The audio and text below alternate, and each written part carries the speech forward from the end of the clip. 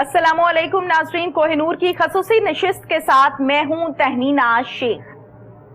नाज़रीन, आज के प्रोग्राम में होम्योपैथिक के हवाले से मैं बात करना चाहती हूं कि हमारे यहाँ एलोपैथिक का रवाज बहुत ज्यादा है, वहां पर होम्योपैथिक को देखा जाए तो होम्योपैथिक में क्या क्या कुछ हो रहा है, इस पर हम आज के प्रोग्राम में बात करेंगे। एलोपैथिक की जहां पर बात की जाती है, कहा जाता है कि कोई भी मर्ज हो, कोई भी प्रॉब्लम हो, जब एलोपैथिक के जरिए से ट्रीटमेंट किया जाता है, मेडिसिन यूज की जाती है, इंजेक्शंस लगाए जाते हैं, ड्रिप्स लगाई जाती हैं, तो फौरी तौर पर जो आपकी पेन है या आपकी जो तकलीफ होती है उसको कंट्रोल कर लिया जाता है। इसी तनासुर में होम्योपैथिक की जब हम बात करते हैं तो होम्योपैथिक में ये कहा जाता है, जो होम्योपैथिक डॉक्टर्स होते हैं उनका ये कहना होता है कि हम बीमारी को जड़ से पकड़ रहे होते हैं, वक्ती तौर पर उस तकलीफ और उस दर्द को कम नहीं करते, लेकिन जड़ से पकड़कर बीमारी का खात्मा कर रहे होते हैं। उसका प्रोसीजर कितना होता है, इस पर हम आज के प्रोग्राम में बात करेंगे। और होम्योपैथिक की जो बात मुझे अच्छी लगती है वो ये है कि इनकी जो मेडिसिन होती है बड़ी मीठी मीठी सी होती है। एलोपैथिक की हम बात करें तो उनके इंजेक्शन होते हैं, उनकी टैबलेट्स होती हैं और बड़ी कड़वी भी होती हैं, कुछ मीठी भी होती हैं, लेकिन होम्योपैथिक में ज्यादातर देखा गया है कि इलाज का जो तरीका कार होता है वो एलोपैथिक की निस्बत जरा डिफरेंट होता है। एलोपैथिक में अगर आपको सर्जरी की जरूरत पड़ रही है, कोई रसौली बन गई, कोई पथरी बन गई है, तो फिर उसका हल डॉक्टर्स बता रहे होते हैं कि ऑपरेट करवा लें। होम्योपैथिक की जहां पर बात करते हैं तो होम्योपैथिक में ज्यादातर ऑपरेट का रुझान नहीं है, उसमें मना किया जाता है कि ऑपरेट नहीं होना चाहिए, मेडिसिन के जरिए से इन रसौलियों को, पथरियों को खत्म किया जाए और मामले को हल किया जाए। लेकिन जहां पर ज्यादा जरूरत होती है ऑपरेट की, फिर ये कहा जाता है कि हाँ अब ऑपरेट करवाना मजबूरी बन गई है। होम्योपैथिक में पट्ठों के हवाले से क्या क्या कुछ हो रहा है, और हमारे साथ जो एक्सपर्ट इस टाइम स्टूडियोज में मौजूद हैं, किसी तारुफ के मोहताज नहीं है, अरसा दराज से अपना इदारा भी चला रहे हैं और होम्योपैथिक के बड़े अच्छे तजुर्बाकार डॉक्टर हैं, एक्सपर्ट हैं, डॉक्टर ताहिर इकबाल। अस्सलामुअलैकुम। सबसे पहले तो डॉक्टर साहब आज के प्रोग्राम में मोस्ट वेलकम, आपने हमें टाइम दिया, थैंक यू। डॉक्टर साहब गुफ्तगू के सिलसिले को आगे बढ़ाते हैं। सबसे पहले हमारे नाजरीन को, हमारे वो लोग जो नहीं जानते कि होम्योपैथिक क्या है, उनको बताइए कि होम्योपैथिक क्या है। बहुत से लोगों को इस चीज़ का नहीं पता कि होम्योपैथिक के जो बानी हैं डॉक्टर हनीमन, वो खुद भी एक एलोपैथ डॉक्टर थे और उन्होंने एलोपैथिक प्रैक्टिस करते थे। लेकिन उस दौर की जो रवायती तरीका इलाज था, जैसे फसद खोलना या जोंकें वगैरह, उसको डॉक्टर हनीमन ने एक जालमाना या एक पुरतशद्दद तरीका इलाज समझते थे जी। डॉक्टर हनीमन खुद बड़े एक नफीस इंसान और रहमदिल शख्सियत के मालिक थे, सही, और वो चाहते थे कि कुछ ऐसा तरीका इलाज मुतारफ़ करवाया जाए कि जो लोगों के लिए सहल हो, आसान हो। इसलिए उन्होंने प्रैक्टिस छोड़ दी और तहकीक के शोबे में आ गए। इसी दौरान जब वो डॉक्टर मैकन के मटीरिया मेडिका का ट्रांसलेट कर रहे थे तो एक चीज़ ने उन्हें हैरान कर दिया कि डॉक्टर मैकन ने उसमें लिखा है कि कुनीन के कारखानों में काम करने वाले लोग ज़्यादा जल्दी मलेरिया का शिकार होते हैं या लर्जा का बुखार का जल्दी उसमें मुब्तला हो जाते हैं। डॉक्टर हनीमन के लिए ये बात हैरत अंगेज़ थी कि कुनीन के कारखानों में काम करने वाला मज़दूर जो काम करता है उससे तो मलेरिया होना ही नहीं चाहिए, क्योंकि मलेरिया की सबसे बड़ी जो मेडिसिन है वो कुनीन है। ठीक है। इस बात ने उन्हें सोचने पर मजबूर किया और उन्होंने कुछ मिकदार में कुनीन रोज़ाना से खुद लेना शुरू कर दी। ओके। और वही हुआ कि उन्हें मलेरिया की अलामात और शिवरिंग का बुखार ज़ाहिर हुआ। सही। उसकी अलामात को उन्होंने नोट करना शुरू किया और वो इस नतीजे पे पहुँचे कि जो खाम चीज़ कसीर मिकदार में जी बीमारी पैदा करती है, वही कलील मिकदार में अगर दी जाए वो बीमारी को दूर भी करती है। ठीक है। ये फ़लसफ़ा बुनियादी तौर पे होम्योपैथिक की बुनियाद बना। इसी को लेके डॉक्टर हनीमन ने अपने एक्सपीरियंसेस शुरू किए और इसी दौरान उन्हें कुछ उनके दोस्त में असर आ गए जो उन्हें रज़ाकराना तौर पे उन्होंने खुद को प्रूविंग के लिए पेश किया।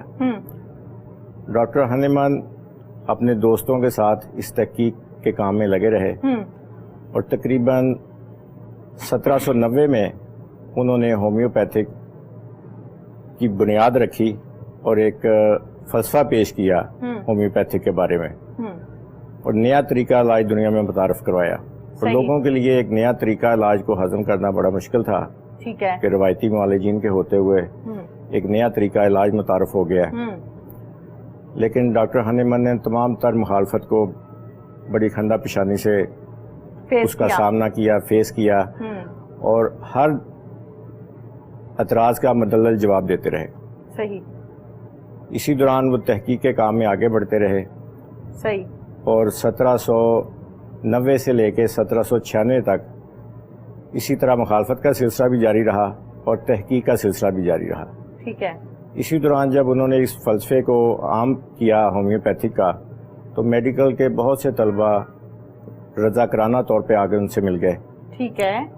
اور ایک نئی پیتھی کو انہوں نے اپنانا شروع کیا. اور ڈاکٹر ہانیمن آہستہ آہستہ چلتے ہوئے 1810 میں انہوں نے اس قانون کو، ہومیوپیتھی کو باقاعدہ طور پہ منوانے میں کامیاب ہو گئے. صحیح. اور 1812 میں لیپزگ یونیورسٹی میں اس کو باقاعدہ ایک سبجیکٹ کے طور پہ پڑھانا شروع کیا. ایک نئی پیتھی دنیا میں ظہور پذیر ہو چکی تھی. اب فرق یہ تھا کہ جہاں ہانیمن پہلے خود سے سارے معاملات کو فیس کر رہے تھے، اب ان کے جانشین بھی پیدا ہونا شروع ہو گئے. لیکن مخالفت کا سلسلہ بھی اسی طریقے سے جاری تھا، اور لوگ اس کوشش میں تھے کہ ہومیوپیتھی کو ایک غیر قانونی پیتھی قرار دے کر اس کو بین کروایا جائے. ٹھیک ہے.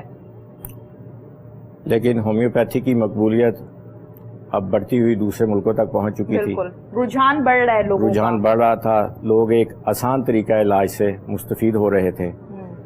اسی دوران 1810 میں انہوں نے ایک کتاب شائع کی ہومیوپیتھک لا کے نام سے. ٹھیک ہے. جس میں ہومیوپیتھک کے قوانین واضح کیے گئے. اوکے. اور اسی دوران جب اس کو غیر قانونی قرار دلوا کر اس پر بین لگوانے کی کوشش کی جا رہی تھی. ٹھیک ہے. تو آسٹریا کے پرنس شیزان برگ کو ڈاکٹر ہانیمن نے کامیاب علاج کیا. اور وہ اس سے اتنے متاثر ہوئے کہ انہوں نے اس وقت آسٹریا کے کنگ سے ریکویسٹ کی کہ ہومیوپیتھی کے خلاف کسی قسم کی غیر قانونی کارروائی نہ کی جائے اور اس کو کام کرنے کا موقع دیا جائے. صحیح. اسی طرح ہومیوپیتھک پھیلتی پھیلتی دنیا کے دوسرے ممالک تک پہنچی. برے صغیر میں اگر ہم اس کو دیکھتے ہیں تو یہ راجہ رنجیت سنگھ کے دور میں یہاں پہنچ چکی تھی، متعارف ہو چکی تھی اچھے طریقے سے. راجہ رنجیت سنگھ جب بیمار ہوئے ہیں تو یورپ سے ایک مستند ڈاکٹر کو بلوا کر ان کا علاج کروایا گیا اور وہ اس سے صحتیاب ہوئے. پاکستان میں جب ہم بات کرتے ہیں ہومیوپیتھی کی تو یہ اب پاکستان کے قانون کے مطابق باقاعدہ پروف شدہ ایک طریقہ علاج ہے جو کسی بھی طور پہ کسی بھی پیتھی سے پیچھے نہیں ہے. ٹھیک ہے. بلکہ میں سمجھتا ہوں کہ یہ ایلوپیتھک سے ایک سٹیپ آگے ہے. اوکے. جہاں پہ ایلوپیتھک اپنا کام کرنا چھوڑ دیتی ہے وہاں سے ہومیوپیتھک سٹارٹ کرتی ہے. یہ ایلوپیتھک سے اگلا سٹیپ ہے. ٹھیک ہے. کیونکہ جہاں آپریشن بتا دیا جاتا ہے، آپریشن کے بعد بتاتے ہیں کہ جس کا کوئی علاج نہیں ہے. ہومیوپیتھی ان بیماریوں کو بھی ٹھیک کرتی ہے جس میں ایلوپیتھی ناکام ہو جاتی ہے. ٹھیک ہے.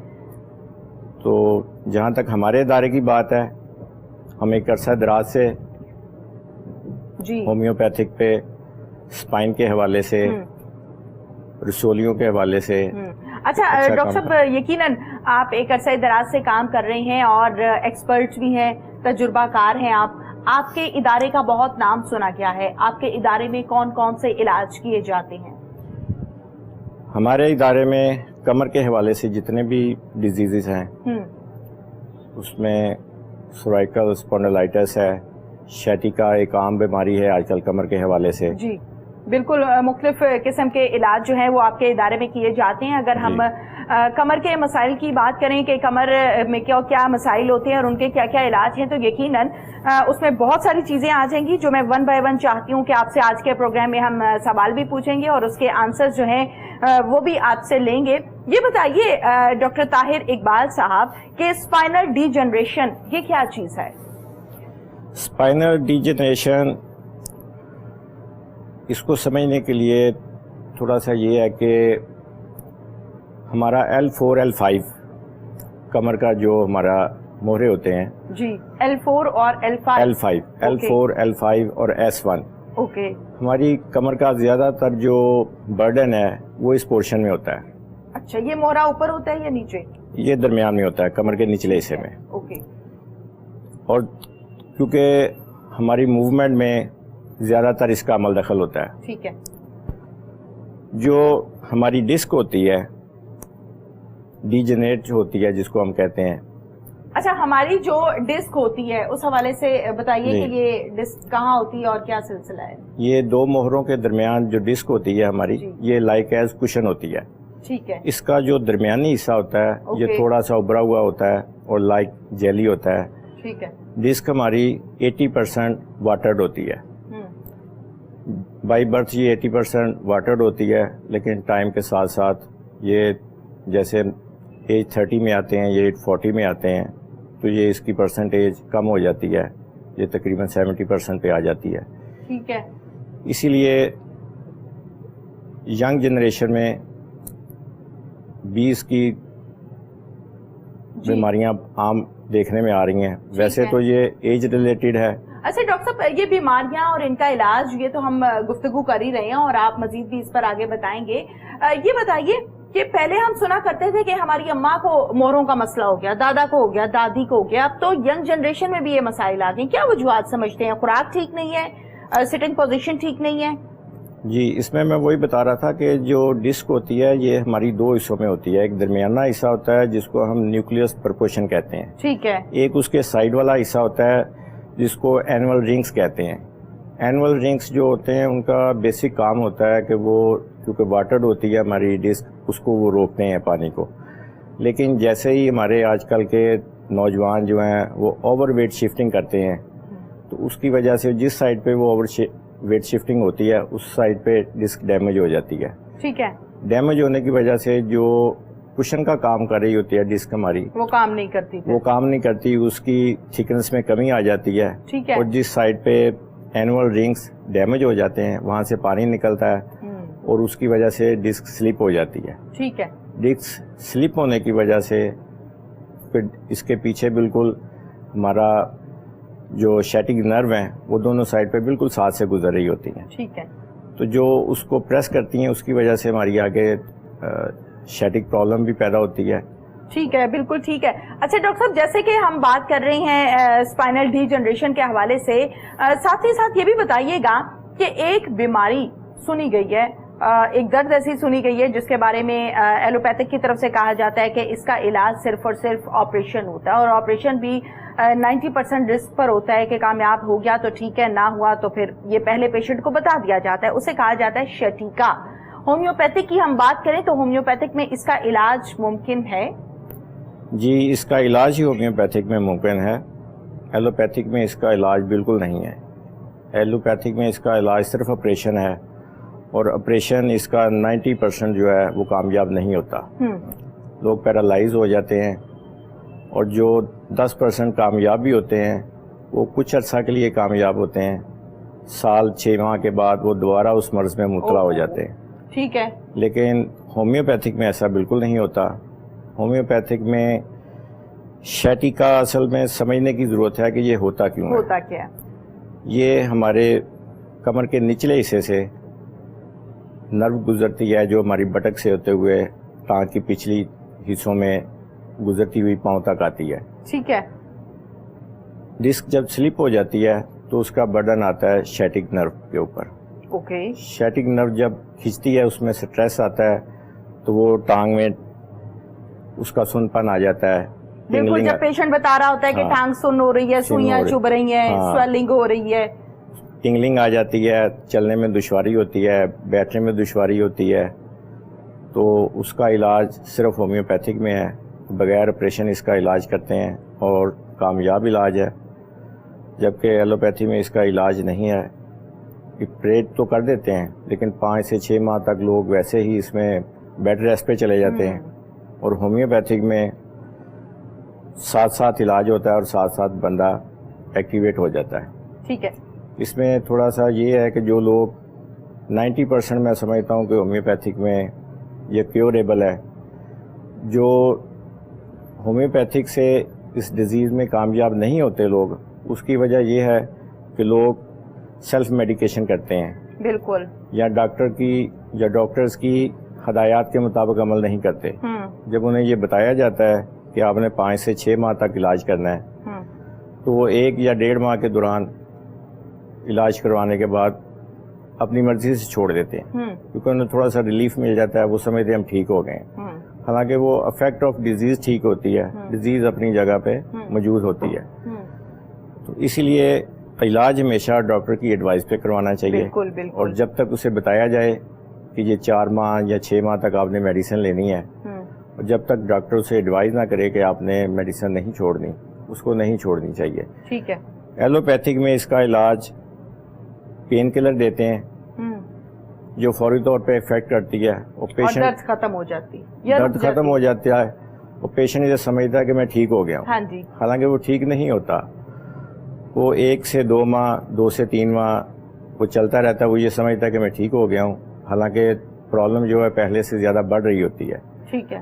اور جیسے ہی پھر ایک وقت آتا ہے کہ پین کلر اپنا کام کرنا چھوڑ دیتی ہے. ٹھیک ہے. اور ڈیزیز پہلے سے زیادہ بڑھ گئی ہوتی ہے. ٹھیک ہے. اور ہومیوپیتھک میں یہ ہوتا ہے کہ ہم پین کلر نہیں دیتے, ہم پین کیور دیتے ہیں. ٹھیک ہے. مریض جتنا عرصہ میڈیسن کھاتا ہے, اس کی اصل جو ڈیزیز ہوتی ہے, جو ڈسک سلپ ہوتی ہے, ہم نے اس کو فوکس کیا ہوتا ہے. ٹھیک ہے. وہ جتنا بھی ٹھیک ہوتا ہے وہ پرماننٹ بیسس پہ ٹھیک ہو رہا ہوتا ہے. بالکل بالکل. جڑ سے پکڑتے ہیں. ٹھیک ہے. اور ہومیوپیتھک, اسی لیے میں کہہ رہا تھا سٹارٹ میں جو میں نے آپ کو بات کہی ہے کہ ایلوپیتھک سے اگلی سٹیج ہے, کیونکہ کمر کا علاج ایلوپیتھک میں نہیں ہے. ٹھیک ہے. اور ہومیوپیتھک میں لوگ اس سے کیور ہو رہے ہیں اور صحت یاب ہو رہے ہیں, مسائل ہو رہے ہیں. اور زیادہ اب لوگ, یہ بیماری اتنی زیادہ ہو گئی ہے کہ ہر 10 میں سے 4 لوگ اس کا شکار ہیں. اچھا مجھے یہ بتائیے ڈاکٹر طاہر اقبال, جیسے کہ شٹیکا کے حوالے سے بڑی ڈیٹیل کے ساتھ آپ نے بتایا کہ کہاں سے وین چلتی ہے, کہاں تک پہنچتی ہے, کیا فیلنگز آتی ہیں پیشنٹ کو, ساتھ ہی ساتھ یہ بھی بتائیے کہ اکثر لوگوں کو میں نے یہ کہتے ہوئے بھی سنا ہے کہ شٹیکا میں اکثر اوقات وزن پڑ جائے ٹانگ پر یا آپ گر جائیں تو بھی شٹیکا ہو جاتی ہے, یہ باتیں درست ہیں؟ یہ باتیں درست ہیں. اوور ویٹ جب آپ کرتے ہیں, اوور ویٹ شفٹنگ کرتے ہیں, جیسے عورتیں گھروں میں کام کر رہی ہیں, یہ ایک دم سے بیماری پیدا نہیں ہوتی. جیسے اوور ویٹ سے کیا مراد ہے؟ مطلب جتنا آپ وزن اٹھا سکتی ہیں اس سے بڑھ کے آپ بہادری دکھائیں تو بہادری دکھانے کی کوشش کریں, یا بیماری اصل میں جسم میں آ چکی ہوتی ہے لیکن یہ ٹائم ٹیکنگ ہوتی ہے. جیسے ہماری ڈسک جو ہے, جب اس میں پانی کم ہو جاتا ہے, جی ڈی ہائیڈریشن ہو جاتا ہے. آپ نے جب ہم MRI دیکھتے ہیں تو اس میں ایک لفظ لکھا ہوتا ہے ڈی ہائیڈریشن. ڈی ہائیڈریشن پانی کی کمی کی وجہ سے ہوتا ہے. جب ڈسک میں پانی کی کمی واقع ہو جاتی ہے تو جو اس کا نیوکلیس پرپورشن ہوتا ہے اس میں پانی کم ہوتا ہے, اور ڈسک کا جب ہم اوور ویٹ اس کو کرتے ہیں یا بائک پہ جاتے ہوئے کہیں جھٹکا لگ جاتا ہے تو جس سائڈ پہ وزن آتا ہے اس سائڈ پہ اینول رنگز ڈیمیج کر جاتے ہیں.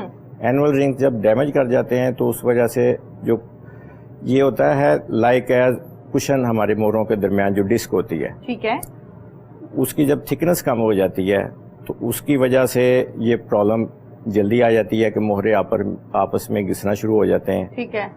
اور اسی دوران جب پتہ نہیں چلتا کہ ہمارے جسم میں ڈی ہائیڈریشن ہو چکی ہے تو عورتیں گھر میں کام کرتے ہوئے کسی چیز کو ہلکا سا زیادہ ضرورت سے زیادہ پش کرتی ہیں, یا جو لڑکے باڈی بلڈنگ وغیرہ کرتے ہیں وہ زیادہ ویٹ اٹھاتے ہیں, اس کی وجہ سے کیونکہ پرابلم پہلے سے آ رہی ہوتی ہے, وہ سمجھتے ہیں کہ ایک دم سے ہمیں پرابلم آئی ہے, حالانکہ یہ ایک دم سے نہیں آتی. ٹھیک ہے, پرابلم بیچ میں چل رہی ہے. یعنی وہ پیشنٹ جن کو شٹیکا ہے ان کے لیے خوشخبری یہ ہے کہ ہومیوپیتھک میں اس کا علاج ممکن ہے. جی الحمدللہ, یہ ختم ہو جائے گا, ٹھیک ہو جائے گا 100%. زبردست ہو گیا. ڈاکٹر طاہر اقبال کی طرف سے بڑی اچھی خبر آئی ہے. اچھا یہ بتائیے ڈاکٹر طاہر اقبال صاحب کہ شٹیکا کا جو علاج ہے, اگر میں آپ سے یہ جاننا چاہوں کہ اس کا کتنا دورانیہ, یعنی ایک پیشنٹ ہے اس کو شٹیکا ہے, وہ آپ کے پاس آیا ہے, اب آپ نے اس کا ٹریٹمنٹ سٹارٹ کر دیا ہے, اس ٹریٹمنٹ کے لیے آپ کو چند ماہ درکار ہیں یا چند سال درکار ہیں یا چند ہفتے درکار ہیں؟ یہ ڈپینڈ کرتا ہے کہ پیشنٹ کی MRI دیکھنے کے بعد کہ اس کو پوزیشن جو ہے اس کی ڈیزیز کس پوزیشن پہ ہے, اوکے, ارلی سٹیج پہ ہے یا وہ پہلے ہی پین کلر کھا کے اپنی مرض کو بڑھا چکا ہے. اس کی کنڈیشن دیکھ کے اس کے مطابق اس کو بتایا جاتا ہے کہ یہ 3 ماہ میں ٹھیک ہو سکتے ہیں یا 6 ماہ میں ٹھیک ہو سکتے ہیں. پین کلر کھانے سے مرض بڑھ جاتا ہے؟ مرض پین کلر کھانے سے نہیں بڑھتا, لیکن پین کلر علاج نہیں ہے نا, علاج نہیں ہے, علاج نہیں ہے. علاج اپنی جگہ پہ ہوتا ہے وقتی طور پہ. پین کلر کھانے سے یہ ہوتا ہے کہ انسان یہ سمجھتا ہے کہ تکلیف کا احساس ختم ہو جاتا ہے, تو وہ سمجھتا ہے کہ میں ٹھیک ہو گیا ہوں, وہ احتیاطی تدابیر اختیار نہیں کرتا, چھوڑ دیتا ہے, اور ڈیزیز اپنی جگہ پہ قائم ہوتی ہے, ایزی لینے لگ جاتا ہے, ایزی لینے لگ جاتا ہے. آسٹیوپرائسس کیا چیز ہے؟ یہ ہڈیوں کا بربرا پن ہوتا ہے. اوکے. اس میں زیادہ تر عورتیں اس کا شکار ہو رہی ہیں کیونکہ وٹامن ڈی کی کمی, پانی کا کم استعمال, اور لیڈیز میں کچھ ان کی جو پوشیدہ امراض ہیں ان کا اگر آپریٹ کروا لیا جائے تو وہ بھی اس مرض کے بڑھنے کا باعث ہے, لیڈیز میں خاص طور پہ وجہ ہو سکتی ہے. ٹھیک ہے. اور کیونکہ اس میں ہڈیاں بربری ہو جاتی ہیں تو اس میں انجری کا بھی بہت زیادہ چانسز ہوتا ہے. اوکے. کہ جیسے میں نے بتایا کہ کسی چیز کو اگر آپ پش کرتے ہیں کیونکہ ہڈیاں آپ کی کمزور ہو چکی ہیں تو وہ انجری کی صورت اختیار کر جاتی ہیں. ٹھیک ہے. ہومیوپیتھک میں اس کا طریقہ علاج ہے کہ ہم وٹامن ڈی کی کمی پوری کرتے ہیں اور فوری طور پہ ورٹیبرا جس میٹیریل سے بنتے ہیں اس کمی کو پورا کیا جاتا ہے میڈیسنز کے ذریعے. ٹھیک ہے. اور وہ آہستہ آہستہ ایک تو فوری طور پہ ڈیزیز رک جاتی ہے جتنی ڈی جنریٹ ہو چکی ہوتی ہے. ٹھیک. اور باقی جو ہے اس کا پروسیجر وہ کچھ ماہ کے علاج کے بعد اس کو مکمل طور پہ کیور ہو جاتا ہے. بالکل آپ نے ٹھیک کہا. اچھا یہ بتائیے جیسے کہ آپ نے کہا کہ وائٹامن ڈی کی کمی ہونا یا اور جو پوشیدہ امراض ہوتے ہیں خواتین میں ان کی وجہ سے بھی یہ مرض جو ہے وہ آپ کا بڑھ جاتا ہے یا بن جاتا ہے, ریزن یہ بھی ہو سکتی ہے. جہاں تک وائٹامن ڈی کی آپ نے بات کی ہے ڈاکٹر طاہر اقبال, یہ بتائیے کہ آپ کا تجربہ کیا کہتا ہے؟ وائٹامن ڈی کی کمی زیادہ تر پاکستان میں دیکھی جاتی ہے, آپ کس طرح سے وائٹامن ڈی حاصل کر سکتے ہیں؟ عام فہم زبان میں اور لوگوں کے تجربے کی ہم بات کریں تو لوگ یہ کہتے ہیں کہ دھوپ میں بیٹھے وائٹامن ڈی مل جاتا ہے, وائٹامن ڈی کی ٹیبلٹس کھائیں وائٹامن ڈی مل جاتا ہے, وائٹامن ڈی کے انجیکشنز لیں دودھ میں مکس کریں وائٹامن ڈی مل جاتا ہے, جو کہ اسکن کے لیے ہڈیوں کے لیے بہت ضروری ہے. آپ کا تجربہ کیا کہتا ہے؟ یہ تو اس میں متوازن خوراک لوگ نہیں لیتے شروع سے, دودھ کا استعمال نہیں کرتے, اور ویسے بھی ہمارے ہاں دودھ خالص ملتا ہی نہیں ہے. دھوپ میں بیٹھ کر جہاں دور کی بات ہے پتہ نہیں کیا کیا ملا ہوتا ہے. ہاں اس میں ہوتا ہی صرف کیمیکل ہے. ہاں. یہ جب تک ڈیزیز واقع ہو جاتی ہے اس کے بعد ہم اس کو کیور کرنے کی کوشش کرتے ہیں. اس سے پہلے اس میں یہ ہے کہ اپنی خوراک کو متوازن رکھا جائے, پانی کا استعمال زیادہ کیا جائے, اور ایسی خوراکیں جن میں وٹامن ڈی ہوتی ہے اس کو زیادہ اپنی خوراک کا حصہ بنائیں. ٹھیک ہے.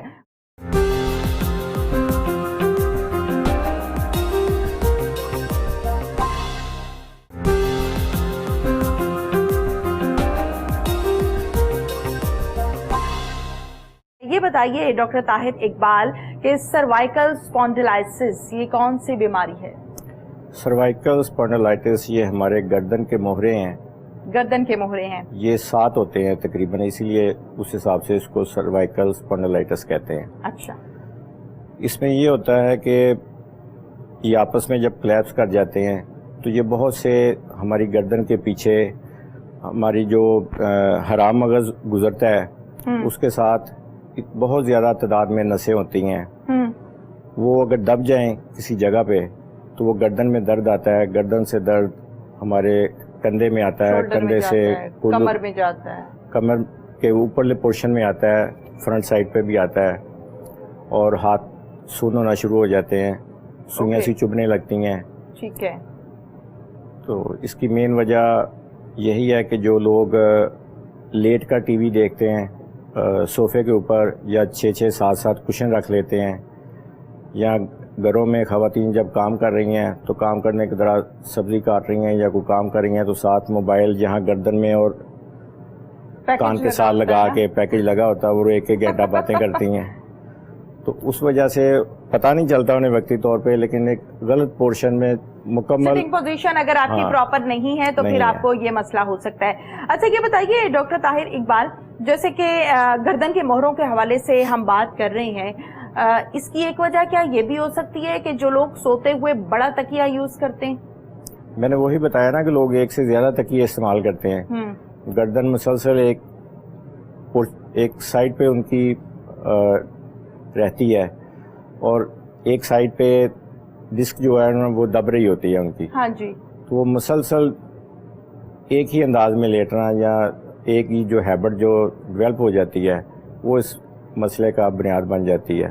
جب بات کا موٹر سائیکل پہ جاتے ہوئے بھی کسی بڑے کھڈے میں انسان لگتا ہے تو وہ جھٹکا گردن میں لگتا ہے، فوری طور پہ محسوس نہیں ہوتا لیکن وہ آہستہ آہستہ ٹیشوز ڈیمیج ہو جاتے ہیں اور وہ گردن میں درد آنا شروع ہو جاتا ہے، چکر آنا شروع ہو جاتا ہے، انسان تھوڑی دیر نیچے کی طرف دیکھتا ہے تو اس کا سر گھومنے لگتا ہے۔ جب کچھ لوگ کمپیوٹر پہ کام کرتے ہیں یا آفیسز میں کام کرتے ہیں تو کافی گھنٹے وہ اس طرح سے جھک کے کام کرتے ہیں، وہ بھی اس کی ایک ریزن بنتی ہے۔ ٹھیک ہے، ہومیوپیتھک طریقہ علاج میں ہم اس کی بات کرتے ہیں تو آپریشن اس کا علاج نہیں ہے، آپریشن سے بہت سے مسائل پیدا ہوتے ہیں اور مسائل ہو جاتے ہیں۔ نیک کالر لوگ لگا لیتے ہیں لیکن وہ وقتی آرام کے لیے ہوتا ہے، اور پین کلر لیتے ہیں لیکن پھر جب پین کلر ایک وقت آتا ہے کہ جسم اس کا عادی ہو جاتا ہے، پین کلر لینے سے بھی مسئلہ حل نہیں ہوتا۔ ہومیوپیتھک میڈیسن ایسی کامیاب دوائیں ہیں کہ جو اس مرض کو جڑ سے ختم کر دیتی ہیں۔ ٹھیک ہے، کالر لگانے کی بھی ضرورت نہیں رہتی لیکن علاج مسلسل کروانے سے اس سے یہ مسئلہ حل ہو جاتا ہے۔ ٹھیک ہے، اچھا یہ بتائیے جیسے کہ ہم گردن کے مہروں کے مسائل کے حوالے سے بات کر رہے ہیں، اکثر اوقات یہ ایشو نارملی دیکھا گیا ہے بہت سارے لوگوں میں کہ آپ کی گردن میں، آپ کے شولڈرز میں برننگ ہونا سٹارٹ ہو جاتی، جلن محسوس کرتا ہے پیشنٹ، وہ کیا چیز ہوتی ہے؟ وہ جلن یہی ہوتی ہے نا کہ جو ٹیشوز ہمارے ہوتے ہیں وہ ہماری ڈسک کے نیچے آ جاتے ہیں، ڈسک سلپ کر جاتی ہے گردن کے مہروں کی، ٹھیک ہے، تو اس پہ پریشر آ جاتا ہے، ٹھیک ہے، اور وہی نروز جو ہوتی ہیں وہ ہمارے بازو میں آتی ہیں، ٹھیک ہے، بلڈ سرکولیشن پراپر نہیں رہتی، جی، جب بلڈ سرکولیشن پراپر نہیں رہے گی ٹھیک ہے، تو اس میں سون پان آنا شروع ہو جائے گا، ٹھیک ہے، اور سون پان آئے گا تو پھر وہ برننگ بھی ہوگی، اور جس طرح سے کیڑیاں سی رینگتی ہیں ہاتھوں کی انگلیوں میں اور ہاتھ میں وہ محسوس ہوتا ہے۔ ٹھیک ہے، بالکل ٹھیک ہے۔ آپ نے جیسے کہ کہا کہ ٹیشوز جو ہیں وہ ڈسک کے نیچے آ جاتے ہیں یا ان پر دباؤ ہوتا ہے تو پھر اس طرح کی پیشنٹ فیلنگز بتاتا ہے کہ جلن ہو رہی ہے، پرابلم ہو رہی ہے، ڈاکٹر صاحب کچھ ہی دیر کے ریسٹ کے بعد وہ ٹھیک بھی ہو جاتا ہے، تو کیا وہ ڈسک واپس ٹھیک ہو جاتی ہے، ٹیشوز واپس ٹھیک ہو جاتے ہیں، یا اکثر اوقات صرف اور صرف تھکاوٹ بھی اس کی ایک مین وجہ ہو سکتی ہے؟ کیونکہ آج کل ہم ڈیوٹی آرز کی بات کریں، کام کاج کی بات کریں تو لوگ پہلے کی نسبت بہت زیادہ مصروف ہو گئے، ایکٹیو ہو کے اگر آپ اپنے پی سی پہ بیٹھے ہوئے ہیں کنٹینیوسلی تو obviously آپ کی گردن دکھے گی، اب آپ 3 گھنٹے سے موبائل یوز کر رہے ہیں ڈبل تکیہ رکھ کے تو بھی آپ کی گردن دکھے گی، سوتے ہوئے آپ ڈبل تکیہ یوز کر رہے ہیں تو بھی آپ کی گردن میں برننگ تو ہوگی، لیکن سٹریس سے بھی اکثر اوقات برننگ ہوتی ہے۔ جی بالکل آپ نے صحیح کہا، سٹریس جو ہوتا ہے وہ اس میں ڈپریشن کی وجہ سے بھی لوگوں کے گردن میں درد آتی ہے، برننگ ہوتی ہے نا، برننگ ہوتی ہے، اوکے، تو یہ مختلف عوامل ہیں جن سے مل کے پرابلمس پیدا ہوتی ہے۔ تو جیسے ابھی ہم شیٹیکا کی بات کر رہے تھے، جی، تو شیٹیکا میں بھی جو لوگ ڈرائیور حضرات ہیں جو بڑی لمبی گاڑیاں چلاتے ہیں، مطلب لاہور سے کراچی ٹرک وغیرہ لے کے جاتے ہیں، یا جو لوگ کمپیوٹر پہ بیٹھ کے گھنٹوں کام کرتے ہیں، ہماری کمر کے بالکل ساتھ سے لوور پورشن سے یہاں L4 L5 اور S1 S2 S3 بھی ہوتا ہے، لیکن زیادہ پریشر جو ہوتا ہے نا ہمارا S1 پہ ہوتا ہے، نہیں L4 L5 اور S1 پہ ہوتا ہے، ٹھیک ہے، تینوں پہ، اور مسلسل زیادہ بیٹھنے کی وجہ سے پیریفارمس سنڈروم ایک ٹیشو ہوتا ہے وہ بالکل شیٹنگ نرو کے پاس سے گزرتا ہے، ٹھیک ہے، اور زیادہ دیر بیٹھنے کی وجہ سے یا لمبی ڈرائیو کرنے کی وجہ سے اس میں سٹریس آ جاتا ہے، وہ پہلے ہی دباؤ کا شکار ہوتا ہے، چونکہ وہ پہلے ہی دباؤ کا شکار ہوتا ہے تو اس میں جیسے ہی سٹریس آتا ہے تو شیٹنگ نرو کے اوپر اس کا پریشر آ جاتا ہے، اوکے، شیٹنگ نرو پہ جیسے ہی اس کا پریشر آتا ہے تو ہماری بٹکس میں درد آتی ہے، ٹانگ کی پچھلی سائڈ سے ہوتا ہوا یہ پاؤں تک جاتا ہے، اور اس کو ارک النساء اسی لیے بولتے ہیں۔ لنگڑی کا درد، ٹنگلنگ آ جاتی ہے، نمنس آ جاتی ہے، وہ اس کا مین ریزن یہی ہوتا ہے کہ آپ ایک ہی سٹائل میں غلط طریقے سے مسلسل بیٹھے رہنے کا۔ بالکل ٹھیک ہے۔ اچھا ڈاکٹر صاحب یہ بتائیے کہ اسپائنل ایسنٹری یہ کیا ہے، کون سی بیماری ہے، کس طرح سے لگتی ہے اور اس کا علاج کیا ہے، یہ تمام چیزیں مجھے بتائیے گا اور ہمارے ناظرین کو بتائیے گا۔ یہ بنیادی طور پہ ہڈیوں کا ترچھا پن ہوتا ہے کہ اب دیکھنے میں پتہ چل جاتا ہے کہ ایک شخص اگر بیٹھا ہے یا جا رہا ہے تو اسے دور سے دیکھنے سے پتہ چل جاتا ہے کہ اس کی ایک سائڈ کندھے کی نیچے ہوتی ہے اور دوسری سائڈ اوپر ہو جاتی ہے۔ اسی وجہ سے آگے کیونکہ حرام مغز میں کھچاؤ آ جاتا ہے، اس کا اگر علاج پراپر نہ کروایا جائے تو اسی سے ہی آگے سائنوسس کی پرابلم پیدا ہو جاتی ہے اور ہڈیوں کا ڈیجنریٹ ہونا شروع ہو جاتی ہیں۔ حرام مغز عموماً 60 سال سے زیادہ عمر کے جو لوگ ہیں وہ اس کا شکار ہوتے ہیں، ٹھیک ہے، کیونکہ اس میں سٹریس آ جاتا ہے، کمزوری کی وجہ سے، ویکنس کی وجہ سے۔ اسپائنل ایسنٹری کی بات ہو رہی ہے؟ نہیں، اس کی ایسنٹری کی۔ اوکے۔ تو کیونکہ عمر کے حساب سے ویکنس آ جاتی ہے تو اس میں کھچاؤ آتا ہے اور کولا ایک سائڈ سے اوپر کو محسوس ہوتا ہے، ایک سائڈ سے نیچے ہو جاتا ہے، تو اس لیے اس کا جو ترچھا پن ہے نا وہ اس کی مین نشانی ہے۔ اچھا یہ ڈاکٹر صاحب جو آپ بتا رہے ہیں کہ ہڈیوں کا ترچھا پن اس کی مین ریزن ہے، ہڈیاں ترچھی کیوں ہوتی ہیں؟ اس میں بہت سی وجوہات ہو جاتی ہیں۔ ایک تو ڈیجنریٹ ہو جاتی ہیں، جو ہماری ڈسک ہوتی ہے وہ اپنی اصل پوزیشن میں نہیں رہتی۔ ہماری جو ڈسک ہوتی ہے اس کا مین کام یہ ہوتا ہے کہ وہ شاک ابزرور کا کام دیتی ہے موروں کے درمیان۔ ٹھیک ہے۔ اچھا ڈاکٹر طاہر اقبال یہ بتائیے گا کہ اسپائنل سائنوسس یہ کون سی بیماری ہے؟ اسپائنل سائنوسس یہ ہے کہ حرام مغز جس نالی سے گزرتا ہے نا، ٹھیک ہے، اس میں اگر سکڑاؤ آ جائے، ٹھیک ہے، یہ بھی ایج ریلیٹڈ ڈیزیز ہے۔ اوکے۔ اور اس میں جب یہ آپ اس کو ایسے سمجھ لیں کہ لائک ایز جیسے پائپ ہوتا ہے اور پائپ کے اندر سے وائرنگ کی تار گزرتی ہے، ٹھیک ہے، اسی طرح جو پائپ ہوتا ہے اس میں سے حرام مغز جہاں سے گزرتا ہے، ٹھیک ہے، اس میں اگر سکڑاؤ آ جائے، سکڑ جانے کی وجہ سے، نسوں پہ دباؤ آنے کی وجہ سے، کیونکہ اس کا گیپ کم ہو جاتا ہے، اوکے، گیپ کم ہونے کی وجہ سے اسپائنل کارڈ پہ پریشر آ جاتا ہے، ٹھیک ہے، اور اسپائنل کارڈ پہ پریشر آنے کی وجہ سے یہ ڈیزیز پیدا ہوتی ہے۔ یہ عموماً 60 سال سے زیادہ عمر کے لوگوں میں ہوتی ہے، اوکے، اور عام اور اس کا علاج ہومیوپیتھک میں ممکن ہے؟ جی بالکل ممکن ہے۔ اس کا جو درد ہوتی ہے وہ پوری کمر میں فیل ہوتی ہے، کمر کے آخری مہروں تک اس کا کھچاؤ محسوس ہوتا ہے، اور گردن سے لے کے اینڈ ٹیل تک اس کا کھچاؤ محسوس ہوتا ہے، اور یہ بڑا تکلیف دہ مرحلہ ہوتا ہے۔ اچھا پتھریوں کے حوالے سے ڈاکٹر صاحب بتائیے گا کہ پتھریاں جسم میں کہاں کہاں بنتی ہیں اور اس کی کیا وجوہات ہوتی ہیں؟ اکثر اوقات جب پتھری بن جاتی ہے اور وہ بڑی ہو جاتی ہے تب جا کے پیشنٹ اس کو سیریس لیتا ہے، ڈاکٹر کے پاس جاتا ہے، ان کو بتاتا ہے کہ جی مجھے یہ مسئلہ ہو گیا، پھر اس کا ایکس رے ہوتا ہے، الٹرا ساؤنڈ ہوتا ہے، جو بھی ایک سلسلہ ہوتا ہے ڈاکٹرز کا، وہ کر کے بتاتے ہیں جی اب تو اس کا آپریٹ ہوگا۔ تو آپ بتائیے کہ پتھریاں جسم میں کہاں کہاں بنتی ہیں؟ پتھریاں جسم میں گردوں میں پتھریاں بنتی ہیں، مثانہ میں پتھری بنتی ہے، پتا میں پتھری بنتی ہے، ٹھیک ہے۔ جہاں تک ان کے علاج کی بات ہے، میرا خیال ہے ہومیوپیتھک میں سب سے جو ہومیوپیتھی کی کامیابی ہے وہ گردوں کی پتھری کے حوالے سے، اب یہ بات زبان زد عام ہے کہ لوگ جب بھی انہیں ڈائگنوز ہوتا ہے کہ جی آپ کو پتھری ہے، ان کی رپورٹس آتی ہیں، ڈاکٹر انہیں بتاتے ہیں، چاہے ایلوپیتھک ڈاکٹر انہیں بتا رہے ہوتے ہیں کہ جی آپ کی کڈنی میں سٹون آ گیا ہے، ٹھیک ہے، تو ان کی سب سے پہلی جو پرائرٹی ہوتی ہے، ان کے ذہن میں جو بات آتی ہے کہ جی اس کا ہومیوپیتھک میں آسان علاج ہے، اس کو آپریٹ کروانے کی ضرورت نہیں، یعنی زبان زد عام ہو گیا، یہ زبان زد عام ہے، ٹھیک ہے۔ اور بہت سے ہمارے ایلوپیتھی کے جو ڈاکٹر حضرات ہیں جو اس بات کو فوکس کرتے ہیں کہ لوگوں کو شفا آنی چاہیے، اس چیز کو فوکس نہیں کرتے کہ یہ کس پیتھی سے آ رہی ہے، مقصد تو ہے کہ لوگوں کو شفا حاصل ہونی چاہیے، تو وہ بھی انہیں بتا دیتے ہیں کہ آپ کسی اچھے ہومیوپیتھ سے اس کا علاج کروا لیں. بصورت دیگر اگر وہ نہیں کامیاب ہوتا تو پھر آپ اس کو آپریٹ کی طرف جائیں. اچھا، ایک بڑی امپورٹنٹ چیز ہے جو میں چاہتی ہوں کہ ناظرین کے ساتھ ہم ضرور شیئر کریں. ہمارے ہاں بیماری ہو جاتی ہے، پرابلم ہو جاتی ہے، وہ بیماری جب بڑھ کے سیریس نہیں ہو جاتی اس سے پہلے ہم خود بھی سیریس نہیں ہوتے ہیں. یعنی تکلیف حد سے جب بڑھ جاتی ہے پتھری کی صورت میں یا کسی رسولی کی صورت میں، پھر ہم ڈاکٹر کا رخ کرتے ہیں اور ڈاکٹر کو بتاتے ہیں کہ ڈاکٹر صاحب مجھے یہ پرابلم ہے اور اب اس کا علاج کیا ہے.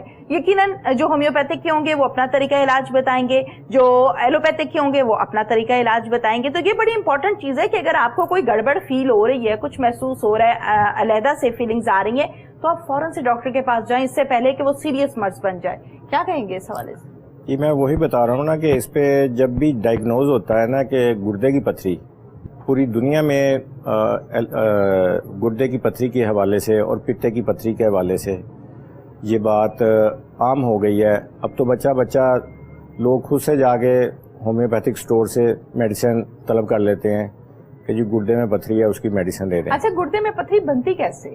یہ غیر شفاف پانی پینے کی وجہ سے، وٹامن ڈی کی کمی کی وجہ سے، ٹھیک ہے، پیشاب کی صورتحال غیر متروم ہونے کی وجہ سے، ٹھیک ہے، اور امراض معدہ اور جگر وغیرہ جب ٹھیک سے کام نہ کر رہے ہوں، یہ بھی گردے میں پتھری بننے کی ایک مین وجہ بن جاتی ہے. ٹھیک ہے، تو اس کو پھر آپ لوگ میڈیسن کے ذریعے سے ڈیزالو کر دیتے ہیں؟ یہ میڈیسن آپریشن نہیں کرانا پڑتا؟ آپریشن نہیں کروانا پڑتا، میڈیسن کے ذریعے ڈیزالو ہو جاتی ہے. اور ایلوپیتھی میں اس کا بھی علاج صرف آپریشن بتاتے ہیں اور اس کا بھی کامیاب علاج نہیں ہوتا، یا اس کو شعاؤں کے ساتھ ڈیزالو کرتے ہیں، وہ بھی ایک تکلیف دہ عمل ہوتا ہے.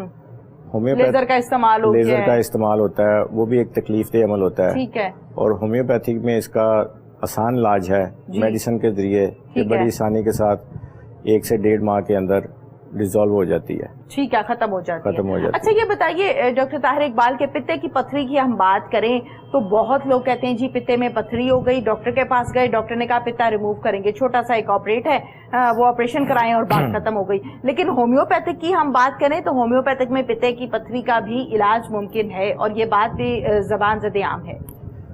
ہومیوپیتھک میں پتے کا علاج جو ہے وہ لوگوں کو یہ بتاتے ہیں کہ اس کی پتھری جو نکلنی ہے، ایلوپیتھک والے اس کو بڑا مشکل بنا کے بتاتے ہیں پیشنٹ کو.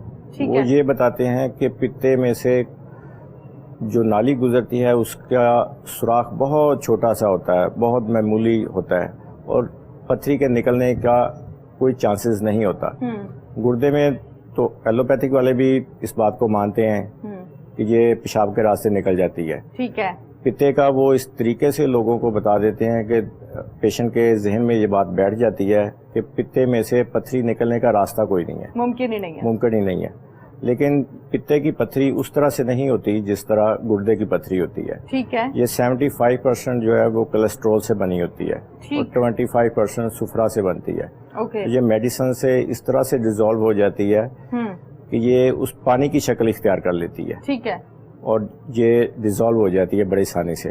اگر اس کا آپریشن کروا لیا جائے تو اس سے ایسے مسائل پیدا ہوتے ہیں، یرقان ہو جاتا ہے، خوراک مسلسل. اس کا پتے کا کام ہی یہ ہے کہ اس میں سے ڈراپس گرتے ہیں جو ہماری خوراک کو ہضم کرتے ہیں. اگر پتا ہی نکال دیا جائے تو خوراک کے ہاضمے میں بھی پرابلم ہوتی ہے اور پراپر نہیں ہو سکتی، تو مستقل طور پہ میڈیسن کھانی پڑتی ہے. پھر لوگ گیسز کا شکار ہوتے ہیں اور اس کے ساتھ جگر بھی افیکٹڈ ہو جاتا ہے. ٹھیک ہے. اچھا مجھے یہ بتائیے گا کہ پتے کی پتھری کا علاج ہومیوپیتھک میں جناب بالکل ممکن ہے، پتھری بنتی کیوں ہے؟ وہ بھی خوراک کی وجہ ہے؟ ایک مرتبہ وہ ذرا ریپیٹ کر دیں ہمارے ناظرین کے لیے. میں نے ابھی جیسے آپ کو بتایا کہ پتے میں جو پتھری بنتی ہے وہ کولیسٹرول سے بنتی ہے، کولیسٹرول سے، بناسپتی گھی کی وجہ سے بنتی ہے، سفرا کی وجہ سے بنتی ہے. لیکن 75% جو ہے وہ کولیسٹرول سے بنتی ہے پتے کی پتھری. ٹھیک ہے. اچھا رسولیاں، اکثر اوقات یہ سنا کیا ہے کہ یوٹرس میں رسولی ہو گئی، ڈاکٹر کے پاس گئے، ڈاکٹر نے کہا کہ بھائی یہ تو اب آپریٹ ہی ہوگا، آپریٹ بھی ہو جاتا ہے. 5-6 ماہ بعد، سال بعد وہ دوبارہ سے بن جاتی ہیں. جب دوبارہ ڈاکٹر کے پاس جاتے ہیں کہ ڈاکٹر صاحب اس کا تو ہم نے آپریٹ کرایا تھا، یہ پھر سے رسولی بن گئی، تو ڈاکٹر صاحب بتا رہے ہوتے ہیں یہ تو جڑوں والی تھی. یہ روٹس والی تھی اس لیے یہ دوبارہ سے بن گئی ہے. پھر اس کا کیا علاج ہوتا ہے ڈاکٹر صاحب؟ اس کا علاج یہ ہے کہ یوٹرس ہی ریموو کر دیتے ہیں، جو کہ ایک بڑی خطرناک سی بات ہے.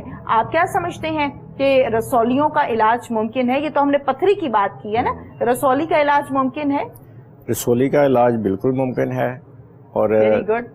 اووری کی جہاں تک آپ بات کر رہے ہیں کہ یہاں فائبرائڈس بن جاتی ہیں، رسولیاں بنتی ہیں خواتین میں یہ بڑا عام ہو گیا ایشو. اور ایک پانی کی تھیلی سسٹ جسے ہم کہتے ہیں وہ بڑی عام بیماری ہے. ہاں جی. اس کا بھی ایلوپیتھی میں صرف آپریٹ کیا جاتا ہے. ٹھیک ہے. لیکن 5 سے 6 ماہ کے بعد وہ دوبارہ بن جاتی ہے. ٹھیک ہے. اور جب دوبارہ ڈاکٹر کو بتایا جاتا ہے تو وہ کہتے ہیں جی اس کو ہم آپریٹ کر کے. اور ہومیوپیتھک میں اس کا جو علاج ہے وہ 3 سے 4 ماہ کا علاج کروائیں تو یہ مکمل طور پہ ٹھیک ہو جاتی ہیں. جیسے کہتے ہیں آپ کہ جڑوں والی ہیں. ہومیوپیتھک کیونکہ فوکس ہی روٹ سے کرتا ہے کسی بھی مرض کو، تو اس کو مکمل طور پہ ٹھیک کر دیتے ہیں. اور ہومیوپیتھک کے طریقہ علاج سے جب اس کو ریموو کیا جاتا ہے تو اس کے دوبارہ بننے کے کوئی چانسز نہیں ہوتے. ٹھیک ہے، بالکل ٹھیک ہے. اچھا ڈاکٹر صاحب یہ بتائیے کہ جیسے کہ کمر کے مختلف امراض کا علاج آپ کرتے ہیں اور تسلی بخش علاج کرتے ہیں اور آپ کے پیشنٹ ہسٹری سے آپ کو یاد بھی رکھتے ہیں، وہ کون کون سی خوراکیں ہیں جو ہمیں آج کل استعمال کرنی چاہیے جس سے ہماری کمر میں پرابلمز ہی نہ ہو، ہمارے بہروں میں پرابلمز نہ ہو، ہڈیاں نہ بھریں؟ ایک تو دودھ کا استعمال زیادہ کرنا چاہیے. ٹھیک ہے. سیب کا استعمال زیادہ کرنا چاہیے. ورزش کرنی چاہیے باقاعدگی کے ساتھ. واک کرنی چاہیے. یہ ہمارے معاشرے میں تقریباً ختم ہوتا جا رہا ہے کہ لوگ واک نہیں کرتے، اس سے پٹھے کمزور ہو جاتے ہیں. کمزور پٹھوں کی وجہ سے سارے مسائل آگے پیدا ہوتے ہیں. ٹھیک ہے. تو اس لیے اس چیز کو فوکس کرنا چاہیے کہ جتنی کمر کی تکلیف آج کل بڑھ رہی ہے، امریکہ جیسا ملک میں اس وقت 8 کروڑ سے زیادہ لوگ اس کا شکار ہیں. ٹھیک ہے. پاکستان میں بھی ہر 10 میں سے 4 لوگ اس مرض کا شکار ہیں اور یہ بڑی تیزی سے بڑھ رہا ہے. ٹھیک ہے. تو اس کو سنجیدہ لینا چاہیے اور جیسے ہی اس میں تھوڑی سی آپ پرابلم فیل کریں تو فوراً ڈاکٹر سے رجوع کرنا چاہیے. لوگ اس کو معمولی سمجھ کے چھوڑ دیتے ہیں یا خود سے مساج کر لیتے ہیں یا سیلف میڈیکیشن کر لیتے ہیں تو یہ سمجھتے ہیں کہ ہم ٹھیک ہو گئے ہیں. اچھا ایک بڑا مسئلہ ہے ڈاکٹر طاہر اقبال کہ ہمارے ہاں یہ بات کامن ہوتی جا رہی ہے، بلکہ اب تو ہر گھر کا رواج ہو گیا مالش کرنا، مساج کرنا. آپ ڈاکٹر ہیں، آپ یہ بتائیے کہ کیا یہ مساج کرنا، مالش کرنا درست ہے یا یہ آپ کی صحت کو مزید خراب کرتا ہے، نقصان کرتا ہے؟ یہ اس صورت میں تو ٹھیک ہے کہ اگر آپ کو پٹھوں کا کھچاؤ ہے، ٹھیک ہے، آپ گرم پانی کی ٹکور کر لیتے ہیں یا مالش ایسی کر لیتے ہیں جو ہلکے ہاتھ سے کی جائے. اگر بہت زیادہ زور لگا کے مالش بھی کی جائے تو اس سے ٹیشو ڈیمیج ہو جاتے ہیں. ٹھیک ہے. پرابلم کم ہونے کی بجائے بڑھ جاتی ہے. اوکے. تو مساج یا ٹکور وغیرہ یہ ایک حد تک پاسبل ہے، لیکن اگر آپ کا ڈسک میں پرابلم ہے تو وہ مالش سے ٹھیک نہیں ہوگی. آپ کو شٹیکا کی پرابلم ہے وہ مالش سے ٹھیک نہیں ہوگی، وہ میڈیسن سے ٹھیک ہوگی. ٹھیک ہے. ڈسک ہیرینیٹڈ ہو گئی ہے، پھٹ گئی ہے، وہ مالش سے کسی صورت ٹھیک نہیں ہو سکتی، وہ میڈیسن سے ہی ٹھیک ہوگی. اوکے، بالکل ٹھیک ہے. اچھا یہ بتائیے جیسے کہ ہم پروگرام کے آغاز میں بھی بات کر رہے تھے سیلف میڈیکیشن، بڑا اس کا رواج ہو گیا ہے ڈاکٹر صاحب. ہر بندہ کہتا ہے کہ میں خود ہی ڈاکٹر ہوں، مجھے پتا ہے سر میں درد ہو تو کیا کھانا ہے، بخار ہو گیا تو کیا کھانا ہے، زکام ہو گیا تو کیا کھانا ہے. اب ایک جو آپ میڈیسن یوز کرتے ہیں، ٹیبلٹ یوز کرتے ہیں ہومیوپیتھک میں یا ایلوپیتھک میں، زیادہ تر اس کا رواج ایلوپیتھک کی طرف ہے، اس سے آپ کو نقصان بھی ہو سکتا ہے. ہر دوائی ہر شخص کو سوٹ نہیں کرتی. کیا کہیں گے کہ سیلف میڈیکیشن نہیں ہونی چاہیے؟ بالکل نہیں ہونی چاہیے. سیلف میڈیکیشن کی وجہ سے ہی بیماریاں جو ہے وہ زیادہ ہوتی ہیں. بیماری جب تھوڑی ہوتی ہے سیلف میڈیکیشن سے ہم اس کو خود ہی بڑھا لیتے ہیں. ٹھیک ہے. وہ پھر ایسی سٹیج پہ آ جاتی ہے کہ جہاں پہ ڈاکٹر کو بھی اس سے ٹھیک کرنے میں جہاں 1 ماہ لگتا ہے وہاں پہ 6 ماہ لگتے ہیں. اوکے ٹھیک ہے، بالکل ٹھیک ہے. اچھا یہ بتائیے کہ آج کل جو مسئلہ بہت بڑا ہے جو نہ صرف پاکستان بلکہ دنیا کی بہت بڑی بڑی قوتیں جس کو کنٹرول نہ کر سکیں، وہ ہے کرونا، کووڈ-19. کرونا کا علاج ہومیوپیتھک میں ممکن ہے؟ کرونا کا علاج ہومیوپیتھک میں بالکل ممکن ہے. یہ ذرا ڈیٹیل سے بتا دیں تاکہ سننے والے جو ہیں ان کو حوصلہ ہو جائے، تسلی ہو جائے. کرونا کا علاج بالکل ممکن ہے اور خاص طور پہ آپ نے دیکھا ہوگا کہ جیسے یہ وبا پھوٹی ہے ہمارے ہمسایہ ملک میں، اس پہ لوگوں نے لائنوں میں لگ کے ایک میڈیسن لی ہے آرسینکم 30. اچھا. وہاں کی گورنمنٹ نے بھی اناؤنس کر دیا تھا کہ جی اس کو اگر 3 دن مسلسل لیں تو کرونا کا مرض نہیں ہوتا. ٹھیک ہے. اصل میں تو وہ کرونا کا علاج نہیں ہے، وہ تو ہے قوت مدافعت کے خلاف. اگر اس کو 3 دن آپ استعمال کریں آپ کی قوت مدافعت بہتر ہو جاتی ہے. ٹھیک ہے. کرونا کا جہاں تک علاج ہے وہ سمٹم ٹو سمٹم ہے ہومیوپیتھک میں. جیسے ہمارے پاکستان میں ہومیوپیتھک کونسل کے جو پریزیڈنٹ ہیں انہوں نے گورنمنٹ آف پاکستان کو خطوط بھی لکھے ہیں کہ ہمیں جگہ پرووائڈ کی جائے ہاسپٹلز میں، سمٹم ٹو سمٹم اس کا علاج کیا جائے. ٹھیک ہے. کچھ لوگوں میں اس کے سمٹمز آتے بھی نہیں ہیں اور بیماری آ جاتی ہے، کچھ لوگوں میں اس کے سمٹم واضح ہوتے ہیں اور اس کے مطابق اگر اس کا علاج کیا جائے ہومیوپیتھک میں تو اس کا علاج ممکن ہے. علاج ممکن ہے، بے شک. بالکل ٹھیک ہے. اور زبردست. بلکہ ایک بات میں یہاں تھوڑی سی بتاتا چلوں کہ پہلے ہمارے جو لوگ، ان میں ایک ہمارے میڈیا سٹار بھی ہیں، وہ اب سوشل میڈیا پہ آپ نے شاید دیکھا ہوگا، وہ اپنے پروگرامز میں ہومیوپیتھک کو ترجیح نہیں دیتے تھے، پریفرنس نہیں دیتے تھے. ہومیوپیتھک کو مذاق کا نشانہ بناتے تھے اپنے پروگرامز میں. لیکن اب سوشل میڈیا پہ آپ ان کا پروگرام دیکھیں تو وہ خود سے بتا رہے ہیں کہ میں کرونا کا مرض مجھے لاحق ہوا اور میں ہومیوپیتھک طریقہ علاج سے بہتر ہوا ہوں. زبردست. یہ تو بہت اچھی بات ہے، بلکہ تمام لوگوں کے لیے گڈ نیوز ہے. جی بہت بہت شکریہ ڈاکٹر طاہر اقبال، آپ نے ہمیں ٹائم دیا. Thank you very much. ناظرین، پروگرام کا وقت اپنے اختتام کو پہنچا. سیم ٹائم سیم چینل پھر سے حاضر ہوں گے. اپنی میزبان تہمینہ شیخ کو اجازت دیجیے. اللہ حافظ.